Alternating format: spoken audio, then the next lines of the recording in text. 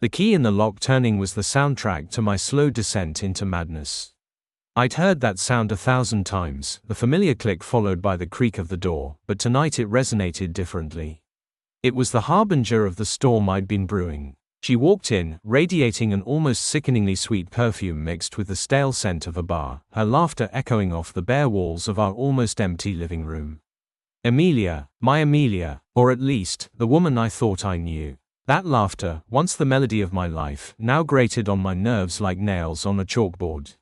It ceased abruptly when she saw the open suitcase laid out on the coffee table, its contents meticulously arranged. Her face, flushed with a joyous glow moments before, drained of all color. She stumbled back, her hand flying to her mouth, eyes wide with a horror I'd only ever seen in movies. It had been a slow burn, this betrayal. Little things at first, a misplaced phone, hushed calls taken in the other room, a newfound preoccupation with her appearance. Then came the gut feeling, that primal instinct that something was deeply wrong.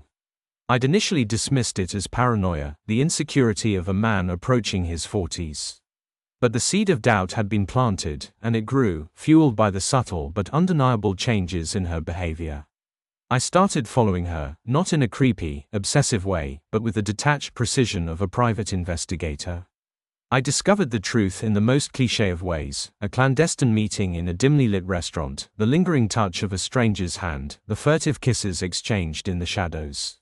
My world shattered, piece by agonizing piece. The contents of the suitcase were the culmination of weeks of painstaking planning, each item a carefully chosen symbol of her deceit. There was the silk scarf he'd bought her, the one she wore when she met him.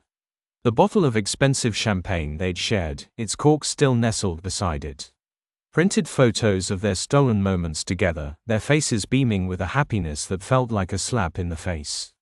And at the very top, a meticulously crafted itinerary for their planned weekend getaway to Napa Valley, the one she'd told me was a business trip. What is this?" she stammered, her voice barely a whisper. I rose from the armchair, my shadow falling over her like a shroud. "It seems you've forgotten something, Amelia." My voice was calm, chillingly so. I'd practiced this moment in my head 100 times, each rehearsal laced with anger and resentment. But now, faced with the reality of her transgression, I felt a strange sense of detachment. I can explain," she pleaded, tears welling in her eyes.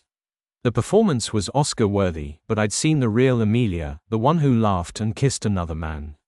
This was just another act. "Explain what, Amelia? Explain how you could lie to me, betray me, for months." My voice rose, the controlled facade cracking slightly. "It just happened," she sobbed, the classic, pathetic excuse of the unfaithful. "Things don't just happen, Amelia. You made a choice. You chose him over me, over us, over everything we built together." I gestured to the suitcase. "You forgot this, for your little romantic getaway." Her eyes darted around the room, frantically searching for an escape. But there was none. I'd locked all the doors, a symbolic gesture of trapping her in the cage of her own lies. He loves me," she whispered, a desperate attempt to justify her actions. That's when the rage, the pure, unadulterated fury, finally took hold. "Love," I laughed, a harsh, bitter sound. "He loves the illusion of you, Amelia. The version you've carefully constructed for him. He doesn't know the real you, the liar, the cheat." The doorbell rang, cutting through the tension. I knew who it was. Part of my meticulous plan. I opened the door to reveal Archer, her lover, a smug grin plastered across his face, a bouquet of lilies in his hand. The grin vanished the moment he saw Amelia's stricken face and the open suitcase. He looked from me to her, confusion clouding his features. "What's going on here, Amelia?" he asked, his voice laced with suspicion. "Archer," I said, my voice dripping with venom, "I believe you know my wife." His eyes widened in understanding, the blood draining from his face. He looked like a deer caught in headlights. I stepped aside, revealing the suitcase and its damning contents. "I think you'll find some of your belongings in there," I said, gesturing towards the suitcase. "Feel free to take them. You and Amelia have a trip to Napa Valley planned, don't you?" His gaze shifted from the suitcase to Amelia, then back to me. The color had returned to his face, replaced by a sickly shade of green. I didn't know," he stammered, a pathetic attempt at damage control. Oh, I think you did, I replied, my voice laced with contempt.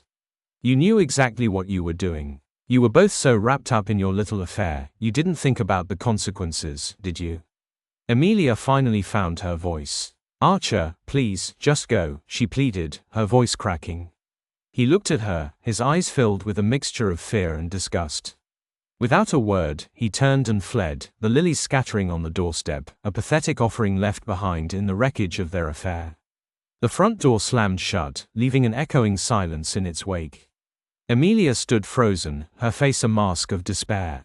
The world she had so carefully constructed had crumbled around her. Her affair, her lies, her betrayal, it was all laid bare. I watched her, feeling a strange mixture of satisfaction and emptiness. My revenge was complete, but the victory felt hollow. The woman I loved, the woman I had built a life with, was gone, replaced by a stranger I no longer recognized. It's over, Amelia, I said, my voice flat and devoid of emotion. Get out. She didn't argue, didn't plead. She simply picked up her purse, a small, designer handbag that Archer had given her, and walked out the door, leaving the suitcase and its contents behind.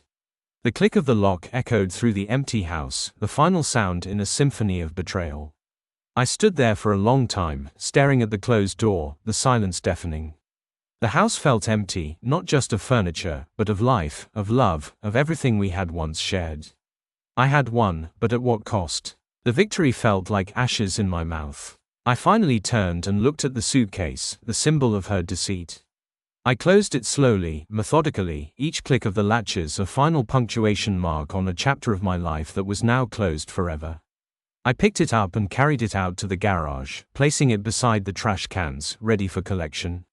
It was time to move on, to rebuild, to find a new melody for my life, one that didn't include the haunting echoes of betrayal.